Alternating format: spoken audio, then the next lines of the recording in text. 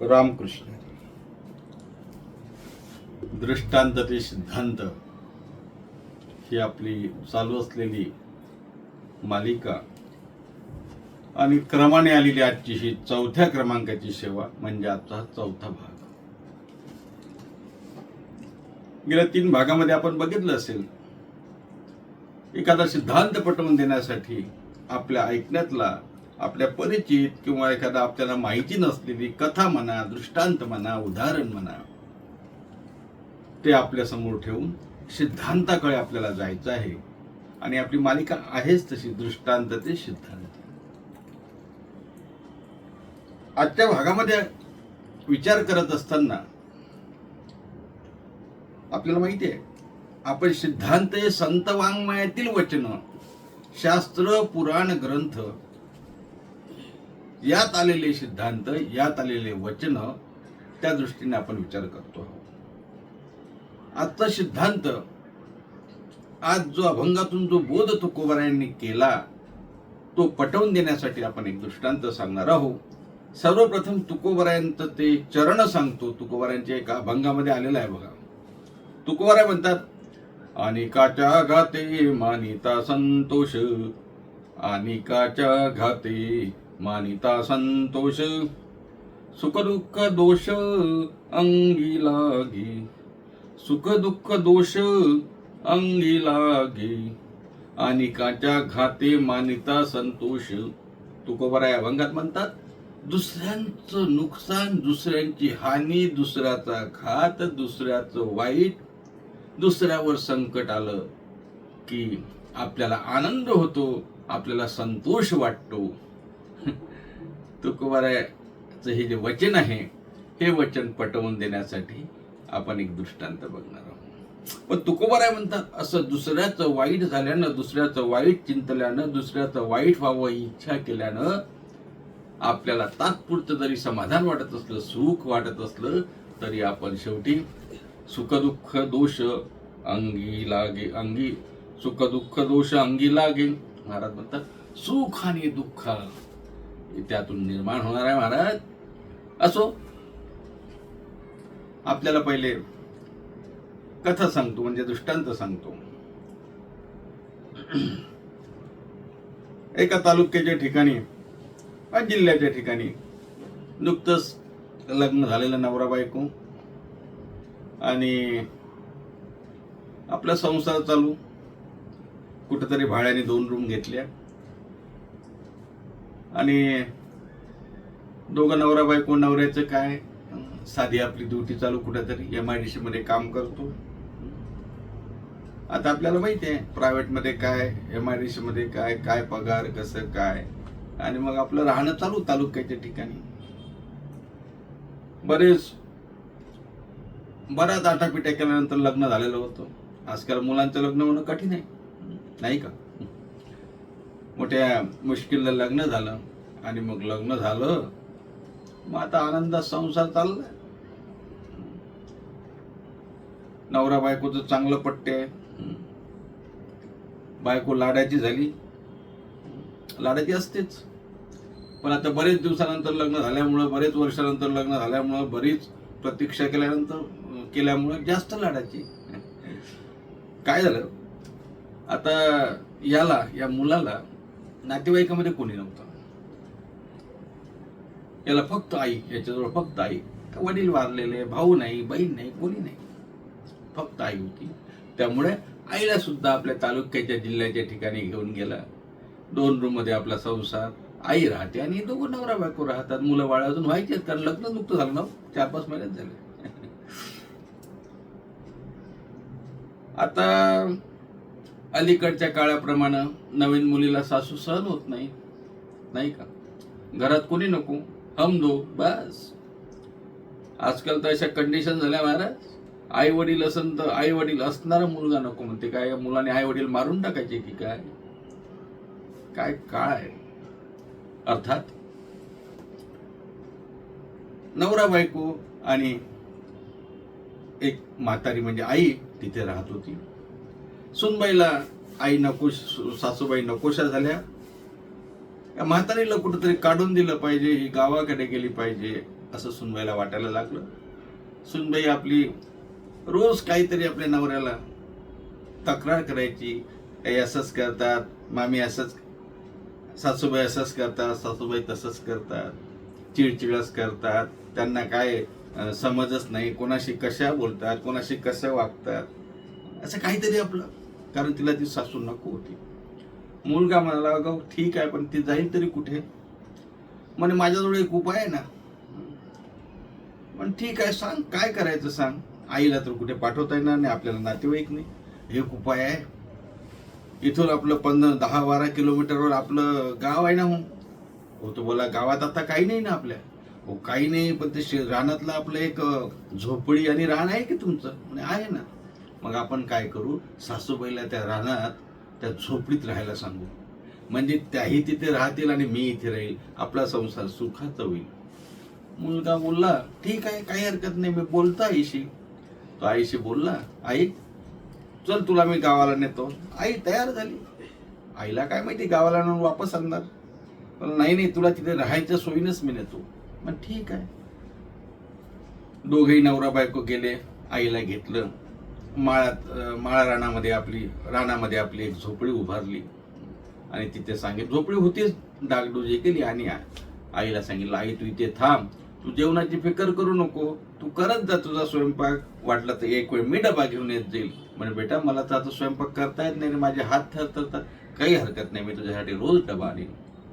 मग ठरल्याप्रमाणे मुलगा आपल्या ड्युटीवरून यायचा, दिवसभर थकून भागून आला की संध्याकाळी आपलं 10-12 किलोमीटर काय असेल त्या सायकलने जायचा आणि आईला तिथे डबा घेऊन द्यायचा. रोजच असं चाललं. आता झालं होतं की नाही, सासू जवळ नव्हती, काही नव्हती, संपला होता विषय. पण नाही ना, हिला कुठं चैन पडते. सासूबाईला जेवढं जास्त, सासूबाईला एक तर मुलापासून बाहेर पाठवलं, सासूबाईचं ते दुःख म्हणजे हिला सुख झालं. पुन्हा आणखी हिला तेवढ्यावरच सुख नाही हो. हिला असं वाटायचं की याचं डबा नेणं बंद झालं पाहिजे. मग नवऱ्याला म्हणतो, का हो तुम्ही किती थकून जाता हो रोज, मला तर तुमची खूप कीव येते, मला तुमची दया येते. रोज आपले आले की 8-10 किलोमीटर सायकलवर जाता आणि आईला रोज डबा नेऊन देता. कसं चालायचं हे? किती थकताय तुम्ही, माझ्याच्यानी बघवणं होत नाही. तो बोला, हो ग बरोबर आहे, पण तू आईला इथेही राहू देत नाही आणि मग तिथे आईला डबा द्यायला नको का? अहो ठीक आहे, पण काहीतरी यावर उपाय काढा की. म्हणे काय उपाय? मी काढते म्हणे उपाय. बरं सांग. चला आज आपण गावी जाऊ. दोघही जण गावी गेले. रात्री 11-12 वाजता तिथे पोहोचले. म्हणे 12ला गेलं पाहिजे. याला असं वाटलं 12ला म्हणजे काही पूजा वगैरे आहे का बाबा? म्हणे चला मी तुम्हाला तिथे गेल्यावर सांगते. 12 वाजता तिथे पोहोचले. हिने मनामध्ये विचारच करून ठेवला होता का सासूला जिवंतच ठेवायचं नाही. सासू आतमध्ये झोपलेली असं ना, रॉकेलची डबकी सोबत घेऊन गेली, रॉकेलचा डबा, रॉकेल टाकू आणि काळी पेटी लावू आणि झोपडी जाळून जाऊ, म्हणजे म्हातारी जळून जाईल. तिथे पोचल्यावर आम्ही म्हणतो, अगं काय करायचं? म्हणे आई आतमध्ये झोपल्या असतील ना. हो हो. म्हणे एक काम करू आपण, ही झोपडी आहे ना ही जाळून टाकू. तो म्हणे अगं कसं काय? म्हणजे तुम्ही काहीच करू नका, सर्व मीच करते. झोपडीवरती रॉकेल टाकलं, काडी लावली, झोपडी जळाली महाराज. झोपडीला जाळ लावला, झोपडीला पेटवलं. पण दैवयोगानं ही म्हातारी रात्री हे लोक जायच्या 10 मिनिट अगोदरच बाहेर गेलेली होती. रात्री 12 वाजता कशाला? कुठंतरी जंगलामध्ये रानगाई आल्याचा तिला आवाज आला आणि रानगाई पिकाचं नुकसान करतील म्हणून ही ती रानगाई हाकल्याला बाहेर गेली. झोपडीत सुदैवानं म्हातारी नव्हती. झोपडी जळाली महाराज. तो प्रकाश बघून म्हातारीला दिसलं की आपली झोपडी जळलेली आहे. तिच्या लक्षात आलं हे कटकारस्थान सुनबाईचं आहे. म्हातारी तशीच आली. ही नवरा बायको निघून गेले. याला काही कळलं नाही, कारण तारुण्याच्या मध्ये न मानी कोणासी माकड गारुड्याचे जैसे झाले. अनेक ओव्या आहेत महाराज, अनेक प्रमाणे आहेत. बायकोच्या नादी गेला की मग त्याला काही दिसत नाही. माकड गारुड्याचे जैसे झाले. आणि मग पुढे काय झालं? म्हातारी आली. म्हातारीनं बघितलं, अरे आता काय करायचं? तिच्या लक्षात आलं सुनबाईचं हे काम आहे. म्हातारीनं थोडा शोक व्यक्त केला आणि चुकून 3-4 लोक धावत येताना दिसले. रात्री 12-1ची गोष्ट. आता काय करायचं, चोर आहे असं तिला वाटलं. म्हातारी घाबरली आणि म्हातारी बाजूच्या आंब्याच्या झाडावर जाऊन बसली. महाराज, आता खेड्यातले जुने लोक महाराज, आंब्याच्या झाडावर चढणं आणि हे चढणं त्यांच्यासाठी काही विशेष नव्हतं. वर चढली आणि फांदीवर जाऊन बसली. चारही चोर तिथे आले, खाली बसले आणि लुटून आलेला मुद्देमाल 20-25 हजार रुपये होते, सोनं नाणं होतं. खाली त्यांनी असं ठेवलं आणि पैसे मोजायला लागले. झाले 10,000, 11,000, 12,000, 15,000, काय असेल 20,000. आपल्याला काय जाते, 20,000 झाले. 20,000चे 4 भाग केले, 5-5 हजार. सोनं चांदी काय चोरलं त्याचेही 4 भाग केले आणि एक भाग ठेवला आणि म्हटलं, का रे कोण घेतं पहिले उचलतं? म्हातारी वरून बोलली, मी घेते पहिला भाग. कोण बोललं? म्हातारी. यांना असं वाटलं कुठेतरी बाईचा आवाज येतो. कोण आहे? चुडेल आहे की भूत आहे की काय? वर पाहतात तर मी घेते पहिला भाग. आता चोर गेले ना पडून, बघताय का माझ्याकडे? सर्व मुद्दे महाल तिथे, पैसा अदला सर्व सोडून चोर निघून गेले. म्हातारी खाली उतरली. म्हातारीनं सर्व सोनं नाणं पैसा अदला जमा केला, एका पोत्यात बांधला, गोणीत बांधला आणि गोणी घेऊन म्हातारी सकाळी गावात आली, मुलाकडे आली आणि मुलाकडे आल्यानंतर आवाज दिला, बंड्या मी आले रे. मी बंड्या म्हणतो, अरे आई कशी येणार? मला आईचा भास होतोय. पुन्हा म्हातारी दरवाजा वाजवते. बंड्या जाऊन बघतो, आई आहे. आईच्या डोक्यावरती एक भली मोठी गोणी आहे. आई तू कशी? अरे मी आली, मला येऊ दे आतमध्ये, मी सांगते. हे गोणी कुठून आणली, काय आहे? गोणी खाली ठेवली महाराज. गोणी थोडी फाटली होती, त्यातून नोटा यायला लागल्या. सुनबाई तिकडून आली. म्हणे आत्याबाई तुम्ही कधी आल्या? म्हणे मी आताच आली. कुठून आल्या? म्हणे मी स्वर्गातून आली. स्वर्गातून? भूत वगैरे तर नाही ना? पाहते तर आत्याबाई व्यवस्थित आहे. आत्याबाई पैसे दाखवत आहेत. मुलगा म्हणतो, आई एवढे पैसे कुठून आणले ग? अरे बाळा म्हणे, मी स्वर्गात गेली त्या दिवशी, कोणीतरी माझी झोपडी जाळली, मी मेली, स्वर्गात गेली, तुझे बाबा तिथे भेटले आणि त्याने विचारलं बंड्याचं कसं आहे? मी म्हटलं बंड्याचं काही बरं नाही बाबा, MIDCत काम करतो, 5-10 हजार रुपये पगार मिळतो, नुकतंच लग्न झालं, कसं चालायचं त्याचं? तर म्हाताऱ्याने म्हणे, तुझ्या वडिलांनी माझ्याजवळ हे पैसे दिले आणि सोनं नाणं दिलं आणि सांगितलं तू ते देऊन दे आणि वापस ये, म्हणून मी आली. असं एवढे पैसे? हो एवढे पैसे. सुनबाईच्या तोंडालाही लालूच सुटले. आता बाई थांबून जा ना, आता कशाला जाता? सासूबाई जाऊ नका आता, थांबायचे. सासूबाई बोलते, नाही. का हो सासूबाई, तुम्ही स्वर्गात गेला, माझे आई वडील मिळाले का? हो ना म्हणे, तुझे आई बाबा मिळाले. त्यांनी म्हटलं 3-4 दिवसासाठी तरी माझ्या मुलीला पाठवा. मी म्हटलं आता पाठवता येणार नाही, कारण आता मी तिथे चालली, तर आता मला तिथे 3-4 दिवस थांबलं पाहिजे. नाही म्हणे 3-4 दिवसांना तरी पाठवा. तर मी म्हटलं हो 3-4 दिवसांनी पाठवते. सुनबाई म्हणते, आता बाई कसं जायचं स्वर्गात? म्हणे मी गेली तसं, आपल्या शेतात जायचं, ते झोपडी अजून पुन्हा आपण बांधू, त्या उभारू, त्यात तू जायचं, मी रॉकेल टाकेल, मी आग लावेल, मग तू आतमध्ये जळशील, तुझ्या अंगाचा दाह होईल, तुला वेदना होतील, पण तरी सहन करायच्या, कारण स्वर्गात जायचं आहे ना आईला भेटायला. म्हणे ठीक आहे. मला मुद्दा गोष्ट लांबवायची नाही, आपल्या लक्षात आलं असेल. सासूला त्रास देऊन, सासूला मारून, तिचा म्हणजे जीव घेण्यापर्यंत सून गेली. कशासाठी?